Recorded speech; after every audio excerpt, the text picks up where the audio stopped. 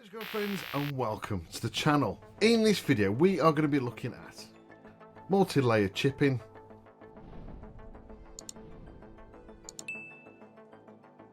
dot filter and using oils for rust.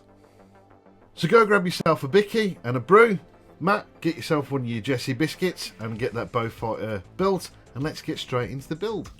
Right, so before we really get tucked into this kit, I want to say a massive thank you to Nigel from Nigel's Modelling Workbench for sending me this kit to build. Now, the recording of this build, the kit hasn't been released yet. I think it should be around about February this kit should be released. Now, Nigel sent these kits from Hobbies. Now, you'll be able to pre-order or be able to order from them to get this kit. There's actual two versions of this kit. The standard one, which we'll be looking at, I'll go through in this build, and the one that Nigel's kept for himself, understandably, is the advanced version. So this comes with individual length tracks, a metal barrel, some 3D printed parts and extra photo etch. Now, if you want to see that build and a lot more in depth than what you'll see in this video, go and check Nigel's channel out. If you don't know who he is, I'm sure you should do by now, but if you don't, go to his channel, check it out. I'll link it in the description down below. So obviously, as we start with any tank, we start with the lower hull. Now, as you've seen at the start, we have some side panels that have to go in. They are, or the one is a tad bit warped, but to be honest with you, gluing it, hold it in place, it fits very nicely, so there's no real issue. It's kind of annoying that it's not straight, but there we go. The suspension arms going in, they are actually flexible, so they do give you, if you're doing the linked version of this kit, you'll be able to pose it very nicely. Now, with this kit, there are quite a lot of multiple parts. You've seen the build up of the sprocket. Also, I'm going to call it the gear housing because I'm not quite sure exactly what it is, but I think it's the gear housing for that front sprocket. Has some nice detail that is not going to be seen, so I'm not quite sure why they've done it. I've done it here just to show it you. Might as well. There is, with all the wheels, I don't show you making up the wheels here, but each individual wheel has a rubber bush that goes in, so you can slot it in. It's got a nice fit. Everything moves really nicely, as you can see there. As we move on to the back plate, if you will, it comes in two halves, so you've got the exterior and the interior. RyeField Models, of what they've done with these kits is they're actually making a separate interior detail kit, so you can just buy that separately if you wish to have it with the interior. I'm not sure what that's going to be or the price that is at the moment. The standard kit from Hobbies is going to be around about $29.99 and $47.99 for the advanced version of this kit. So I reckon by the time with the pricing of the interior kit, I think that'll probably be roughly around about the same price of a whole kit with the interior. Now, with this kit, I'm going to do pretty much everything out of the box. I'm slightly extra detailing it. As you can see here, I'm redoing the flame cuts. They don't actually need doing, but I just don't feel that they're going to take any washes very well and show that detail personally. So as you see, I've done a razor saw cut down it, just emphasising that, and I'll go over it with some Tamiya extra thin just to take the rough edges off. The rear plate is where we start actually most of our detailing. As you can see, we've got the exhaust stack here. There is a bit of a seam line, as you can see. It's very nicely like rolled steel or whatever they use for that. As you can see, most of that can't be seen, but what as you see me do is I'd scraped away the very faint seam line, which I haven't had to do much in the way of cleanup, I don't think, on this build. But if you use some Tamiya extra thin, stipple it as it's sort of drying, kind of keeps that texture in there, so you can hide it that way. But again, those exhausts have them covers over it, so you don't really see it anyway. But yeah, so there's a few little details and nothing strenuous to do, and then we can start by fitting that in, and the engine compartments there as well. As you can see, I've shown you the detail on there. The detail on this is absolutely exceptional. Even on the underside of this, there's some really good detail, which is nobody's going to see unless you do this tank upside down. But between sort of the flat surface and the side surface on the underneath, there's actually a weld seam there as well. So a lot of detail, attention to detail within this kit. Again, there's a few plates that go on the inside. I think one of those was warped again as well, but again, glue, pressure, it fits in no problem as well. Front hatches, again, I've done that off camera. I'm trying to reduce the amount of footage that used to go in this because there's about 3 hours of footage of this. But so yeah, again, they were quite straightforward. As you can see already, that's the sort of second bit of photo etched detail. Now, personally, I think with this kit, you can actually get away with not doing any of the photo etch if you don't want to. But I do think this is actually quite a good kit to start with if you want to start using photo etch, because most of the parts are really straightforward, in my opinion. I know I've been doing this for a while, but I think they are, you know, the easiest ones to start with. If you want to, again, start with photo etch. Now, I will admit there is a couple of problems within the kit. As you can see here, you've got the tool clamps. They are too wide. The ones that I've used are ones that I've had spare and have used. Again, you don't need to. The advanced kit actually gives you a full clamp tool if you want to replace the plastic one. Now, I've done the same here with the flame welds. I've redone all of the most of the weld beads. The major ones I've redone with my fancy little homemade tool, which is a bit of Coke can shaped into a horseshoe and glued to a cocktail stick. Very sophisticated, I know. So what I've done is I've rolled some sausages of green stuff and forced them into the gaps of when I removed it. I made a little bit deeper, and as you see me just basically continuously pressing in and making the beads. As we move on to the engine vent grills, this is why I think this is quite a good kit for people that want to start using photo etch for the first time, because everything, as you've seen so far, they are quite simple pieces. The grills are flat, which is bonus. You just have to glue them on. I've used VMS Black Flexi 5K super glue. This gives you a little bit of extra working time, and it doesn't go as brittle as standard super glues. These fit quite nicely in the back, but we'll show you in a minute. I actually found that putting the central section in first actually was a lot easier to place all this. Now, I did follow this exactly as the instructions. I've done this before on a Jag Panther, which is pretty much the same engine deck, but yeah, we'll get to that in a second. So as we move on to sort of the other areas on the engine deck, I've got a couple of, well, I've got this pair of wire cutters to go in. Now, there was a bit of a short shot. You can see there's a little bit of a gap there between the main handles and the wire cutters themselves. So what I've decided to do is cut those off completely, drill a couple of holes through and make it look like the tools are missing. I've done this on one side of the tank, which we'll look at a little bit later on, just kind of adding extra interest. That's, you know, my idea of it anyway. Now, as you can see with the central section where you can, where they'll be able to access the engine, you can see there's some photo etch parts to go in. As we're doing this, we don't actually need to put those in because the door's going to be closed, because we have no detail on the inside to go in. But if you want to have it open, those parts will need to go in. Again, they're very simple. They just make a lip around the inside of the engine door. Like I said, at this point, I've gone to fit that central section. I just couldn't get it to sit quite well. The tolerances of the kit are really good and tight. So fortunately, I hadn't long glued everything else in, so I was able to very quickly remove those and start again. Now, there's these grills that go over the grills that are closest to the turret. Now, these don't have to go on because there's kind of like different versions of this within the kit, but I just thought it'd be interesting to do because I'm not seeing these on.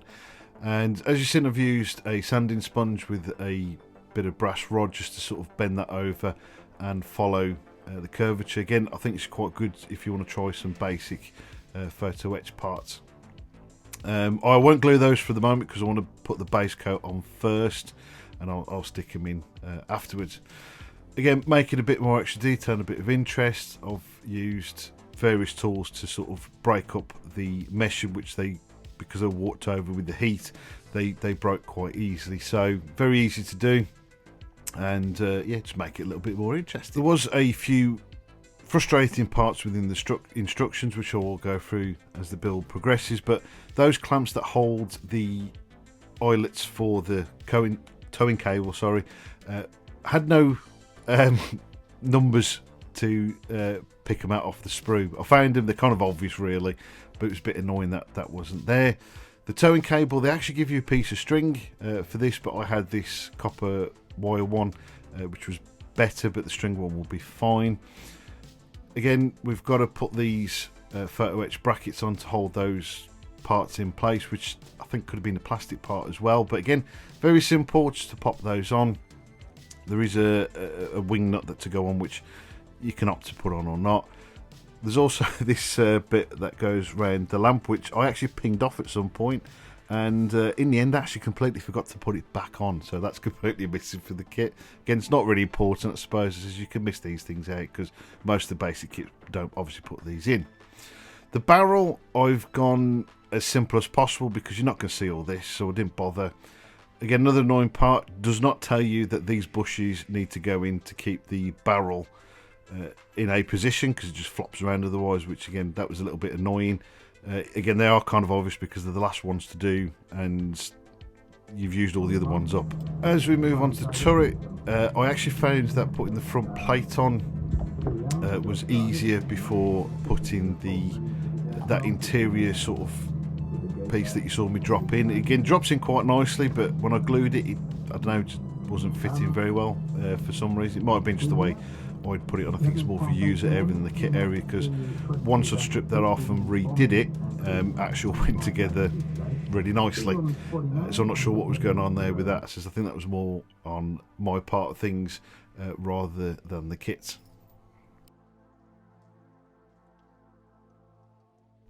So then we was able to put the lower half of the turret on and feed the barrel through the front slot there, and again, fits really nicely. Again, just a quick show of the interior detail that you'll be able to expect is absolutely fantastic. There are a few ejector pin marks there which are going to be a bit annoying, so you're going to have to clean those out if you're going to put a wash on the inside of the turret.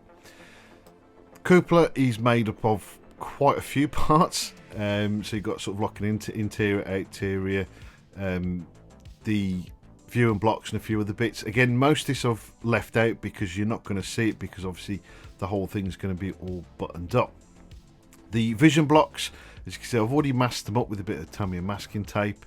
I've slid them, I haven't glued them into place because I'm thinking I might need to remove the vision blocks to remove the tape later on.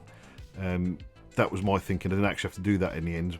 After, obviously, because of putting the covers on, I was actually able to peel off the masking tape all in place, because again, I didn't glue the main cupola in place, as again, just in case. On the shrouds of the viewing blocks, pay attention to these because they are in a particular sort of order and fashion, so just keep an eye on that. And then we can put the lid on. I did glue this into place because I obviously wasn't going to have that open. Here was pretty straightforward, just putting all the little hatches and bits and bobs that need to go on the roof of the turret. Again, with having the option of everything's open, I just simply glued the back hatch into place. You can have it actually posable, open and close if you wish, but again, didn't need it, so it was all glued up. The barrel and most of the muzzle brake are one singular moulded piece. The seam line is very faint, so it's very easy to get rid of. Obviously, there's a couple of parts that go in to make the muzzle brake up and a single photo etch piece there, but it really adds a nice bit of detail being built up that way. Then we can start putting all this together. There's the collar that goes on, and then we've got the mantlet, which again, nicely detailed, some nice cast texture, the bolts and its locking wires to go on there, again, really nicely detailed. And then we can slide the barrel into place, and I'll tell you what, it turned off make quite an imposing bit of kit. Then we come on to the spare track hanging point.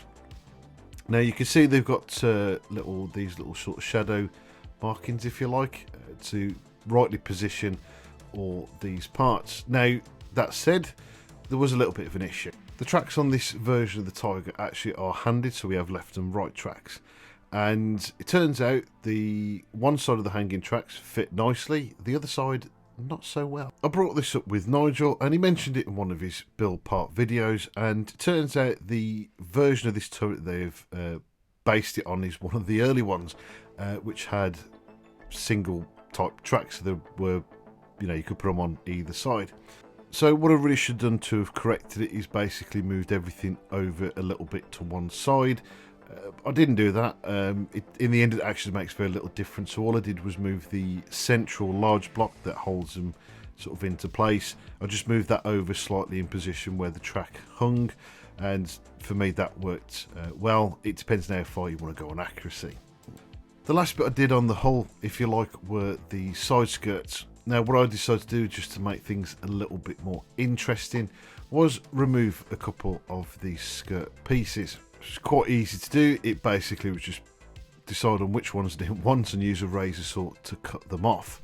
Now the thing is with these side skirts in real life was the fact that they were only basically hooked on, so they were quite prone to disappearing. So now we move on to the tracks, and the only thing that makes this partly different from the advanced kit is that these are link and length. Now this is actually the first time I've actually dealt with these, and they are, you know, relatively simple to do. Thankfully RyeField gives us a former piece, if you like, and you can see how it just goes together quite easily. Put these in, glue them all together, and then we have our singular top section. The only thing I found with that is that you couldn't do it all in one go. It didn't want to sit properly, so I did the front bit and then the back bit, just to make sure it formed right. Just to double check that, I'd put the road wheels on and fitted that over the top, just to make sure while they were still sort of the glue was still sort of a little bit wet, and I was able to put it in the right position. The other problem I had, now a lot of the issues are actually with the instruction.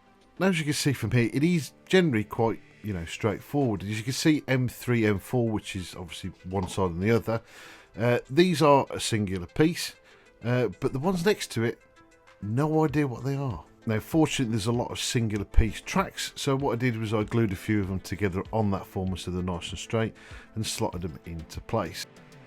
So what I've done with the whole sort of truck unit, if you like, all the road wheels are actually all glued together, still removable, and again the same with the track, but obviously leaving a length unglued, so I'm able to paint them separately and then fit them all together later on. As we move on to the paint, everything was done pretty much by eyeball and rough guesses. The colours aren't exactly accurate, but I'll tell you what I've used anyway. So all of these I've used for this are all Tamiya, so XF60 dark yellow, XF55 deck tan and XF49 khaki for the beige colour that they used. And as I said, it's not accurate, but I think it looks quite right anyway, but that's my opinion on it. A lot of the time German armour was basically all slapped together and then painted afterwards. Now you remember that I've removed some of the side skirts for this kit, so just to emulate and again give some more interest, I've painted sort of the lower area where the side skirts should be with the red oxide primer, and I've basically marked off where the bits that I know that are going to be on show. For this I've just used a red with a hint of black just to darken it down a little. As I move on to the camo pattern, I've had to get another picture, as you've seen, on what I've got on my phone. Reason being is that in the instructions they only sort of show you the front, back and one side, which I felt wasn't very helpful. So I found one that also gave me a top and other side view for the pattern. To make the camo a lot easier to paint, I'd mapped out with a pencil where all the camo should be. The green part for the camo I use XF13 Japanese green and just a little drop of black. And for the brown we use XF64 red brown, again with a little drop of black into it. As you can see, everything I've done, I've just all done by hand. In some cases these were feathered, in other cases they were a hard line, but I couldn't be bothered to try and mask all this off. I then come back in with the base colour for the dot pattern for this ambush skin. The hardest part of this was trying to make it not too uniform or some form of pattern. It was quite difficult. After this I went back in with the dark brown colour. That was even more difficult, trying not to make, you know, too much of a pattern that was going to draw your eye to it. Afterwards I then moved on to painting all the tools. So stuff like all the wood parts for the cleaning rods and the pickaxe and shovel. I used Iraqi sands as a base coat. I think I used AK's wood grain for this. Just to add a bit of texture, obviously I used a rough old brush. I'll then move on to the pin wash for all the weld details. I've used Winsor & Newton oils for these, and I've used burnt umber and a little bit of black to darken it off a bit. Give the sort of, you know, grimy, dirty sort of look. But as I was doing this, I wasn't too worried about the wash itself, but I was starting to think the colour's just a little bit too bright. And the best way I thought for doing this was going to be a dot filter. Here I use white, yellow and a little bit of ochre. I use white dots, yellow dots and a mix of all three colours. I use these colours because I thought these were going to be the best to lighten all three of the colours and keep it all, you know, relatively uniform. I dampened a brush and, as you can see, just an up and down streaking motion. Worst case scenario, this was also going to look a little bit like rain marks, but actually overall in the end I managed to blend it all in. Because what I would do on occasion, I'd come in with a dry brush, as it says, to blend it all in. Again, I've used an up and down streaking motion, as it says, just in case I can make it look like rain streaks. On the top of the hull, the sort of rear and front plates, I did the same. On the very top, it was more of a stippling motion. Again, this was all just to create a potential rain streaking if it all comes to the worst. I'll then move on to chipping. Now what I did was I pretty much used straight up the original colour. Because I've toned everything down, I felt this was going to be okay to use as light chipping. As you see, for this I'm using the sponge chipping technique. Obviously just using the sponge, ripping it up, the more even the better. Dipping it into the paint, dabbing it onto a towel, get as rid of as much of the excess as possible, and then just dab it onto the model. I will then come in and fill all the larger chips with a dark black brown sort of colour.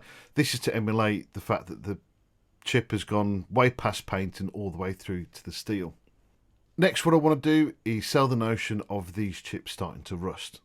For this I used Abteilung 502 oils, light rust and a dark rust, and pretty much just all mixed with the same thinners as I was using before. What I'm doing here is basically putting the dark rust down first, letting it sort of go off a little bit, and then come in with the thinners and basically blend it all in. Afterwards I'll do exactly the same with the lighter rust tones. Now I'm going to say something that people may fall off the chairs for. I generally thought at this point I was actually overdoing this, but I was actually told that the primer wasn't exactly the best, and depending on the conditions that steel was made, they actually chipped quite easily, and rust was actually quite a common thing even on these later Tiger tanks. Whether that's true or not, I'm not 100% sure, but I was actually quite happy the way it was looking anyway, even though I was sort of starting to feel I may be overdoing it. I know it's a rarity for me ever to say this. Anyway, let's move on very quickly. The spare tracks I'd painted originally the same as the main tracks with a very sort of rusty brown sort of colour. I then very lightly, it was more of kind of, I suppose, of a wash of a light-ish mid-grey, and then using exactly the same paints as I did before to weather up the tracks. I also did a bit of speckling just to get a little bit of texture, just to make it a little bit more interesting.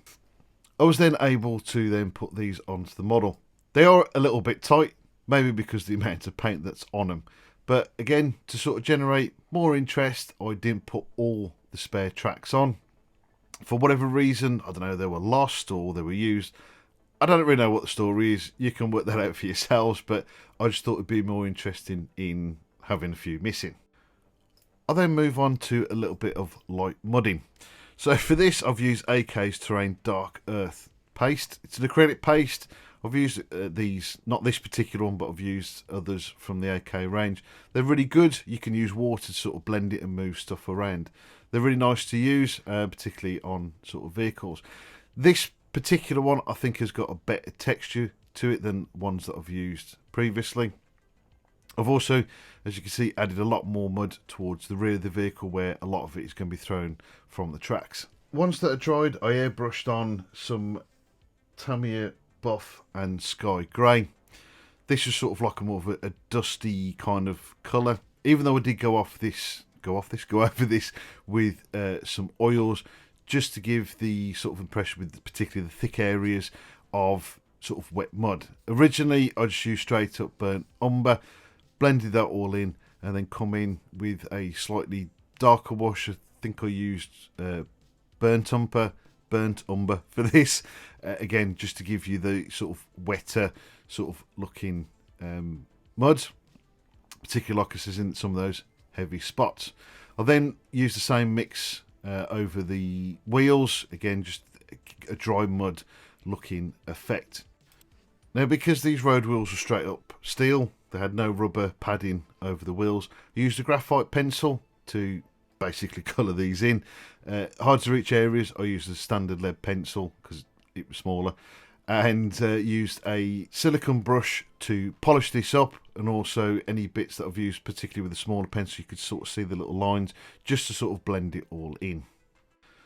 The tracks, as I said earlier, the same as I painted the spares, a rusty sort of brown colour, and I used that same wash that I made up earlier, thinned down a little bit, again to give the dry mud looking effect. Now, because it's an operational tank, it's always moving, the areas that the road wheels are pretty much going to be polished, particularly as they're metal on metal, so I brought out the pencils again and the silicone brushes to blend that in. I had a bit of a difficulty with the centre part of the track, and fairly recently I brought some gunmetal pigment, so the only way I could get it into the centre of the tracks again was using my silicone brush. Now, if I didn't tell you this, you tell me which was the pencil and which was the pigment. Effectively, this stuff is graphite, so it's a waste of time. Just get a big chunky lead pencil, scrape it down and make your own pigment. It's going to be 6 times cheaper. Now again, because these are working tracks, I went over all the raised surfaces with my lead pencil again to give that sort of polished look that, you know, the tracks are moving. Obviously they've been standing still a while, they'd be rusty. Obviously we don't want that, so again this was to give, I felt, a good impression of, you know, running working tracks. So then I was able to put everything together, putting the sprocket in the rear drive wheel, I think it is, and then obviously the main road wheels. This was a bit of a faff. I thought this was supposed to be going to be a little bit easier. I mean, it wasn't difficult, just everything kept on sort of falling apart. The tracks actually fell apart at one point, as you can see here. So generally it was just easier to put the main road wheels on at this point, the rear drive and the sprocket on separately, and then just sort of join everything together. It does say in the instructions to leave the rear one loose so you can sort of tension the tracks up, and that actually made a hell of a bit of a difference. Now, for the main construction of the kit, we're pretty much coming to sort of the end of this, so all I need to do now is put the side skirts on. And what I've done is the bits that are going to fix to the tank, I've scraped all that away, as you see, using some Tamiya extra thin, and I actually used a bit of super glue to help fit them on the back. At some point one of them fell off. Turns out super glue was a waste of time because it didn't even touch the model. But, you know, sometimes these things do make it a little bit easier to help us stick these things together. Now, as the general build goes, that's pretty much it. Like I've said, I've tried to keep this as much as the base kit as I possibly can, apart from obviously those couple of details which I already had lying around in spares. Now, also something that I had seen in real world photos is using actual foliage as part of the camo. One of the things I'd seen is wire being wrapped around the barrel, which I know in some cases they used to chuck trees through and branches and whatever, just to sort of disrupt the shape of the tank. I've used some electrical wire for this. I superheated it with a lighter just to blacken it because I hadn't really got anything. I didn't really want to paint it.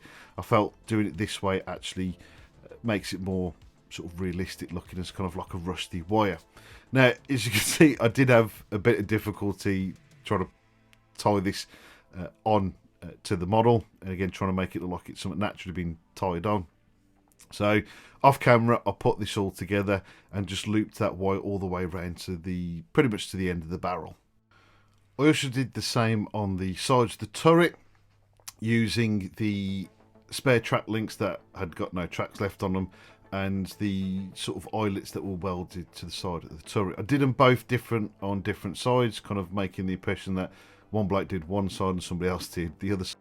Now, up until this point, I'd actually forgotten about this little stage that I haven't mentioned. I did a bit of extra weathering around the hatches and engine deck. So again, this was pretty much using the same oils that was using before, just left them a little bit darker, and also some engine grease on the back deck for sort of grease stains. The last thing to add was the tree camo. Now for this, I've used some dried plants. I couldn't tell you, I'm afraid, what these are. I've had these for a long time. Bought them from another project a long time ago. I think I just looked at dry tree planty things, so I was just looking for something that basically looked like a tree that was technically real, if that makes sense. All I did with these was paint up the bark in a sort of greyy browny sort of colour, and then just slid them all into the wires, just like they would have done out in the field, just to break up the silhouette of that big beefy chunky tank. So there you go, my friends, it's nearly time, as always, to show you the finished build. But before that, I just want to quickly go through this build. Now, this, as it's a brand new kit, should hopefully be released in February, as I understand it. It is a really, really, really nice kit. Detail on it is absolutely fantastic. The only sort of letdown to me with it is the instructions. They're not the worst instructions in the world. Yeah, it's annoying that there's at least 3 or 4 parts of the top. I've forgotten what 3 or 4 parts that aren't even told of what they are. It's not too difficult to figure it out, but we shouldn't really be figuring it out. They should just all be there. So yeah, bit of an odd one why they weren't there. The colour call outs at the back. It'd be nice to know what company you're using and what colours they're supposed to be. I mean, for me, I would have eyeballed it the same as I have done in this build anyway, so to me it doesn't make much difference, but not the point. You know, it'd be nice to know what the colours are supposed to be and what brands they're using, or, you know, that sort of thing. Also, having more than sort of 3 sides to look at to try and make the camo. It's not necessarily a difficult camo, but still, it's always good to have, you know, front, back, left, right, top as well, and sides, so we know where the camo markings need to go, and it just makes it life, you know, that much easier. Again, I've used worse instructions. It's just a little bit frustrating, but overall, I think it's a fantastic kit. As I said earlier on, if you know, you're thinking of using photo-etched parts, I think this generally is a good kit to start with. In the past, I've usually said, you know, just get, you know, very simple sort of photo-etched upgrade kit, and this kit offers all of that.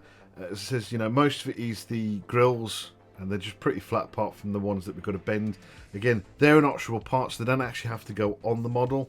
A bit I did miss was that with the grills, there is a plastic part that goes over them, because at some point a lot of the tanks started having, you know, metal shreds that cover the grill, so you don't even have to use any of the photo etch at all if you don't want to.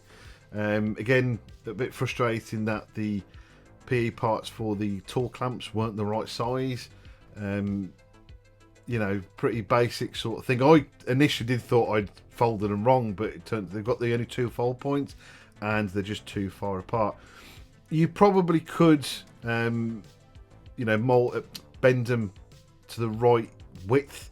If you're obviously watching this video, you'll know that for when the kit comes. If you get the kit, you know that that's going to be an issue there. So you could probably, you know, just bend them in the right place. Just sort of, you know, put them up to the tool clamps and just sort of bend them in the right position. Yeah, overall, I'm really happy with the build. I know the colours are probably not right, but to me, by eye, they look fine.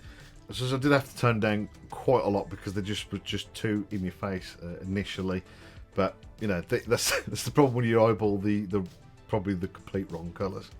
So yeah, so like I said at the start, if you want to see the sort of step-by-step builds of this kit, or the advanced version of the kit, but again, there's not already that much difference. As I said, you know, you've got the 3D printed parts, metal barrel, and individual tracks, but generally the build is pretty much identical. It's just got those few extra sort of nice bits within the kit.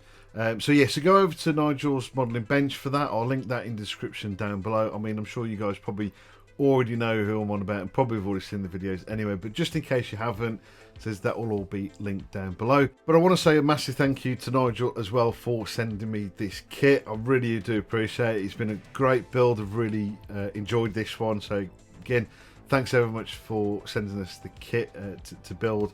So I've tried to keep this as close to the kits, but as you said, I've only replaced the tall clamp handles because I've already got them, and the rope because again I already had that. But what's within the kit is sufficient enough. They do also do upgrades, side skirts and the barrels separately, or they will be doing when the kit is released. It says eventually the interior kit will be released. I'm not sure dates or anything. I don't really know all that much about when this has all been released, so I do apologise for that. But head over to Tiger Hobbies, who sent Nigel the kit for the kits to review. This is obviously sending one up to me, but they're already there for pre-order as well, and they've got the prices there as well for you. So yeah, go and check them out. Check Nigel out. I want to say a massive thank you to you guys for watching. I do hope you have enjoyed this video. Massive thank you to Psyche Mac, the Scale Model Shack, Darren Hall and John Alex Scale Modelling for being channel members and supporting the channel. If you guys would like to support the channel further, there are links in down the description down below. If not, just watching, sharing and hopefully enjoying these videos is just as much as helpful support as, you know, doing it financially. Anyway, finish rabbiting. I hope you again have enjoyed this build, and let me know what you think in the comment section, and I'll catch you again soon.